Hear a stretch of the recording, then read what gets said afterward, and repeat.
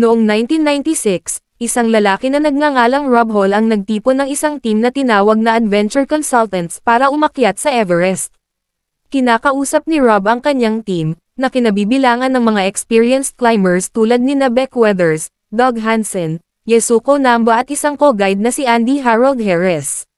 Naghanda silang lahat para sa kung ano ang inaasahan nilang magiging isang maganda at ligtas na paglalakbay sa bundok. 6 na linggo bago sila magsimulang umakyat, sina Rob at ang kanyang team ay nasa New Zealand na naghahanda ng umalis sa paliparan.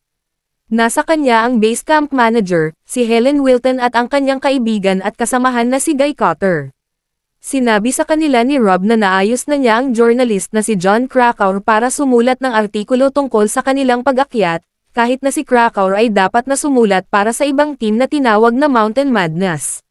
Bago sumakay sa eroplano, nagpaalam si Rob sa kanyang buntis na asawa, si Jan. Ipinangako niya na babalik siya bago siya manganak. Dumating ang team sa Kathmandu, Nepal. Kinakausap ni Rob ang kanyang team tungkol sa mapanganib na altitude at nagyayelong temperatura na haharapin nila sa death zone sa Everest. Layunin nilang dumaan dito ng mabilis hanggat maaari bago maging mapanganib ang lahat.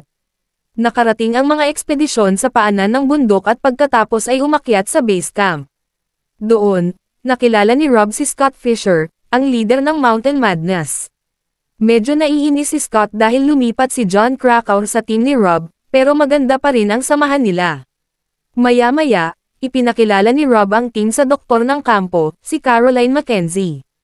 Pinaalalahanan niya at ni Rob ang mga climber tungkol sa mababang oxygen level sa tuktok ng Everest at sa mga panganib ng hypothermia at kakulangan ng oxygen. Pagkatapos ay nakakita tayo ng mga video clip na nagpapakita ng mga climber na naghihirap sa lamig at nakakalungkot na namamatay. Tumawag si Beck sa kanyang asawa na si Peach mula sa base camp dahil nakalimutan niyang magpadala ng mensahe para sa kanilang anibersaryo. Hindi masaya si Peach sa pag-akyat ni Beck sa mga bundok at sinabi pa nga niya na iiwanan niya ito kung sakaling umakyat pa ito ulit. Pero hindi siya pinakinggan ni Beck pagkatapos ng adventure na iyon. Lumipat ang Adventure Consultants at ang iba pang ekspedisyon mula sa base camp patungo sa second camp. Habang nasa daan, nakakita sila ng isang fixed ladder na nagsisilbing tulay sa isang crevasse. Bigla, malalaking piraso ng yelo ang nabitak at dumulas pababa dahil sa bigat ng lahat ng climber, na nagdulot ng pagyanig sa hagdan. Halos mahulog si Beck pero nakahawak siya. Ginabayan siya ni Rob sa natitirang bahagi ng daan, tinitiyak na hindi siya madudulas. Nagtipon ang team sa kampo para sa pananatili sa gabi, at iminungkahi ni Rob kay Scott na pagsamahin ang kanilang mga ekspedisyon para matiyak ang mas ligtas na paglalakbay sa tuktok, at upang ipagpaliban ang kanilang pag-akyat sa ibang petsa. Hindi sigurado si Scott sa una, binanggit ang kanilang magkakaibang estilo ng pag-akyat, ngunit kalaunan ay pumayag na pagsamahin ang mga team. Maya-maya, nagtipon sila kasama ang kanilang mga team at inihayag ang kanilang plano na magkaroon ng 8 oxygen tank na available sa tuktok. Napagpasyahan ng guide ni Scott, si Anatoly Bukrev, na hindi siya gagamit ng oxygen. Hinikayat ni Rob ang natitirang bahagi ng kanyang team na gumamit ng oxygen para sa kaligtasan. Sa gabi, nagtipon ang Adventure Consultants team sa isang tent para pag-usapan kung bakit sila umaakyat. Ibinahagi ni Doug na gusto niyang ipakita na kahit ang isang ordinaryong tao ay makakamit ang imposible. Ipinahayag ni Yasuko ang kanyang layunin na maging pinakamatandang babaeng umakyat sa Everest. Nang makarating sila sa tuktok, ang mga team ay nahaharap sa iba't ibang hamon. Ang ilang mga climber tulad ni Doug at Scott ay nagsimulang magkasakit. Nagkaroon ng problema si Beck sa kanyang paningin dahil sa isang operasyon na ginawa niya 1 taon na ang nakakaraan. Bukod pa rito, walang mga fixed rope sa South Summit, na nagdulot sa ilang mga climber na bumalik. Napagpasyahan ni Beck na manatili sa likuran sa Southeast Ridge. Samantala, si Guy, na umaakyat sa kalapit na bundok, ay nagmamasid kay Rob at sa kanyang team mula sa kanyang pananaw. Nakipag-ugnayan siya sa kanila para tiyakin na maayos ang lahat. Kalaunan, ang ilan sa mga climber ay nakarating sa tuktok ng Everest at inangkin ang kanilang mga pwesto. Si Anatoly ang unang nakahawak sa tuktok, na sinusundan ni Yasuko, na naglagay ng isang Japanese flag doon. Tinawagan ni Rob si Helen sa base camp para ibahagi ang balita na nakarating na sila sa tuktok. Masaya si Helen at ang iba pa sa kampo, ang team bilang pagdiriwang ng kanilang tagumpay. Ipinagpatuloy ni Doug ang pag-akyat kahit na lumalala na ang kanyang kalusugan at bumababa ang kanyang oxygen level. Nakatagpo siya ni Rob sa pagbaba at sinabihan siyang oras na para tumigil, tinitiyak sa kanya na nagbigay na siya ng kanyang best shot. Gayunpaman, hindi pa handa si Doug na sumuko at ipinahayag ang kanyang pagnanais na magpatuloy. Naantig sa determinasyon ni Doug, napagpasyahan ni Rob na tulungan siyang makarating sa tuktok. Magkasama, nagpatuloy sila patungo sa tuktok. Nang makarating silang lahat sa tuktok ng bundok, isang malaking blizzard ang nagtungo sa Everest, na nagdulot ng malubhang banta sa mga climber na bumababa mula sa tuktok. Naabutan sina Rob at Doug sa bagyo nang tumama ito sa bundok, na pinilit silang maghanap ng silungan.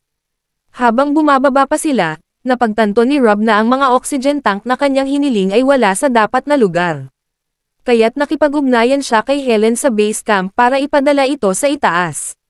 Sa kabila ng lumalalang hangin, ipinagpatuloy ni Rob at Doug ang pagbaba. Gayunpaman, si Doug, halos wala ng malay at nalilito, ay nagtanggal ng sarili mula sa guide rope ni Rob.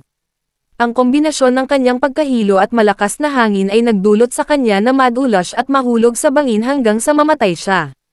Lalo pang lumala ang paningin ni Beck at nagsimulang magkaroon siya ng hypothermia, na nagdulot sa kanila na manatili sa likuran habang ang iba sa kanilang grupo ay nagpatuloy. Ang iba pang mga climber ay humingi ng tulong, iniwan si Beck kay Yasuko. Samantala, si Andy ay sumama kay Rob, na ibinalita sa kanya ang kapalaran ni Doug. Magkasama silang naghintay sa gilid ng bundok para mapabuti ang kondisyon. Gayunpaman, nagkaroon si Andy ng hypoxia, na nagdulot sa kanya na maniwala na sobrang init niya. Sa isang nalilitong estado, tinanggal niya ang kanyang mga damit, na nakalulungkot na humantong sa kanyang pagkamatay. Si Helen, nakaupo sa tent kasama sina Caroline at Guy, ay nakipag-ugnayan kay Rob sa radyo at hinikayat siyang magpatuloy sa pagbaba. Ipinaalam sa kanya ni Rob na nagyayelo na ang kanyang mga kamay at paa at ibinahagi ang nakalulungkot na balita na sina Doug at Andy ay hindi nakabalik. Ang balitang ito ay nagpaiyak sa lahat sa tent. Pagkatapos ay tinawagan ni Helen si Jan at inilagay ang telepono sa tabi ng walkie-talkie para makausap ni Jan si Rob. Hinikayat ni Jan ang kanyang asawa na makababa ng ligtas, pinaalalahanan siya sa nalalapit na panganganak ng kanilang sanggol at sa kahalagahan ng kanyang pagbabalik. Ipinaalam ni Helen kay Rob na ang team na dapat sana'y magdadala sa kanya ng oxygen tank ay hindi makakapunta dahil sa masamang kondisyon. Sa kabila ng kanyang mga pagsisikap na magpatuloy ng mag-isa, alam ni Rob na hindi niya kaya dahil sa kanyang kondisyon. Bumagsak siya at nakipag-ugnayan ulit kay Helen. Tinawagan ulit ni Helen si Jan para makausap niya si Rob sa huling pagkakataon. Tiniyak ni Rob kay Jan na komportable siya at tinanong ang tungkol sa kanilang sanggol na si Sarah. Maluha-luha, pumayag si Jan na pangalanan siyang Sarah. Ang huling sinabi ni Rob sa kanya ay, "Sleep well, my sweetheart. Please don't worry too much." Nakalulungkot na namatay si Rob sa ilalim ng nyebe at yelo, hindi nakayanan ang malupit na kondisyon. Si Scott ay sumuko rin sa lamig, nakahiga sa nyebe para harapin ang kanyang kamatayan.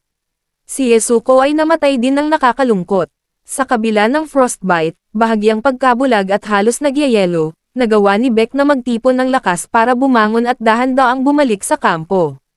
Nakita siya ni John at ipinaalam kay Helen na buhay si Beck. Mabilis na nakipag-ugnayan si Helen kay Peach para ibahagi ang hindi kapani-paniwalang balita.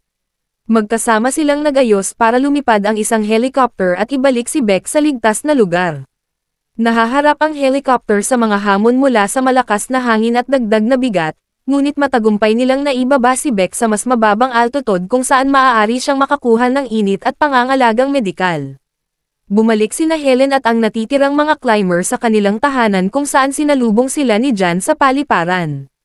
Maluha-luha silang nagyakapan, nagbabahagi sa kanilang kalungkutan at ginhawa. Samantala, umuwi rin si Beck at nagbahagi ng isang taos-pusong yakap kay Peach, nagpapasalamat na muling nagsama-sama ang kanyang mga mahal sa buhay.